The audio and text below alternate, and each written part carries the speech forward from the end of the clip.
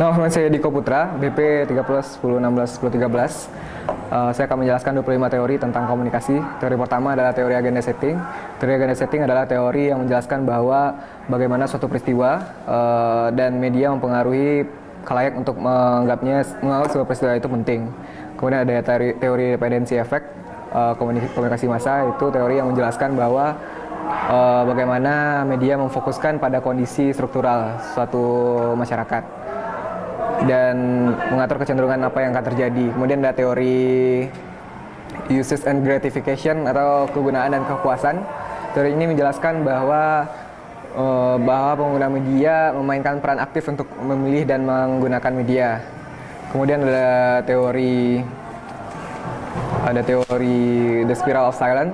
Teori the spiral of silence ini menjelaskan bahwa teori ini terbentuk karena adanya pendapat umum yang ditentukan oleh suatu proses dan saling mempengaruhi antara komunikasi massa. Kemudian ada teori kultivasi. Teori kultivasi ini adalah teori yang menjelaskan bahwa bagaimana keterkaitan antara media komunikasi dengan yang dalam hal ini kekerasan yang terjadi dalam masyarakat. Kemudian ada teori peluru magis atau magic bullet teori, yaitu teori yang menjelaskan bahwa bagaimana sebuah media massa mengubah atau mengendalikan perilaku publik.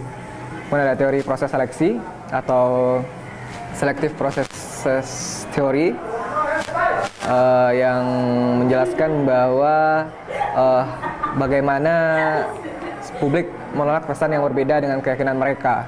Kemudian ada teori pembelajaran sosial, itu teori yang menjelaskan mengenai hasil pengamatan yang mereka lihat melalui televisi.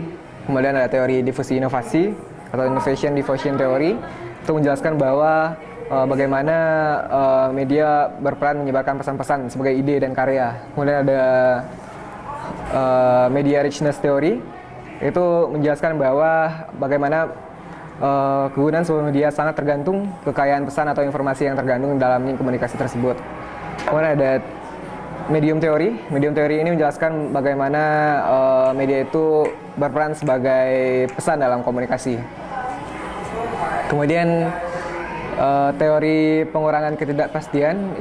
Teori ini menjelaskan bahwa bagaimana cara kita mengenal orang lain dan bagaimana ketika kita bertemu dengan orang asing. Kemudian ada teori pengelolaan identitas.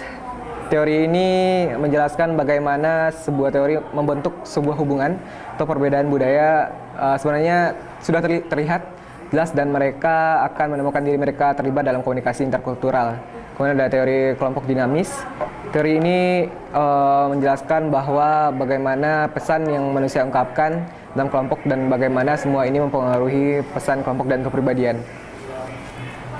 Kemudian ada teori kerja kelompok efektif antar budaya. Ini menjelaskan bagaimana budaya campuran dan keragaman kelompok mempengaruhi proses komunikasi.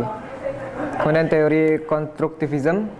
Ini menjelaskan bagaimana seseorang yang mempunyai kesadaran yang kompleks dalam persepsinya terhadap orang lain dan memiliki upaya yang lebih baik.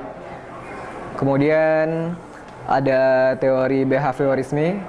Teori ini menjelaskan bagaimana perilaku termasuk respon yang ditimbulkan oleh adanya rangsangan stimulus, dan jika diamati dan diketahui maka gerak balas pun akan diprediksikan. Kemudian ada teori humanisme.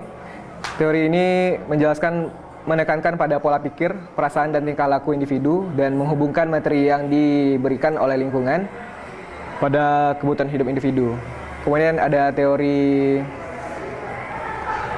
nativisme. Teori ini menjelaskan bagaimana bahwa hanya manusialah satu-satunya makhluk yang dapat berkomunikasi dengan cara verbal. Kemudian ada teori kognitivisme. Ini menjelaskan bagaimana struktur kompleks dari bahasa bukanlah sesuatu yang diberikan oleh alam dan bukan pula sesuatu yang dipelajari lewat lingkungan. Kemudian ada teori sibernetik. Teori ini menjelaskan bagaimana pengontrolan yang didasarkan pada komunikasi atau penyampaian informasi antara sistem dan lingkungan antar sistem. Kemudian ada teori simbol. Ya, teori ini menjelaskan bagaimana sebuah hal yang kompleks dari seorang untuk berpikir tentang sesuatu yang terpisah dari kehadirannya. dan kehadiran suatu hal. Kemudian ada teori sistem nonverbal.